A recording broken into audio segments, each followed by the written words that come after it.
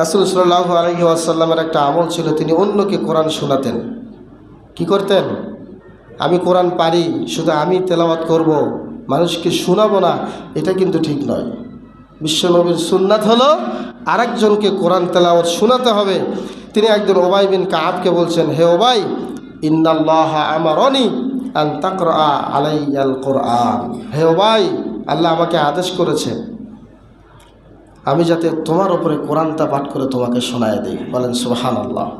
এই কথা শুনবার পরে উবাই বিন কাব বললেন, আল্লাহু আমারনি, আল্লাহু আমারা, হে আল্লাহ, হে নবী, আল্লাহ কি আপনাকে আমার কথা মুখে উচ্চারণ করে বলেছেন আমাকে কোরআন তেলাওয়াত শোনানোর জন্য?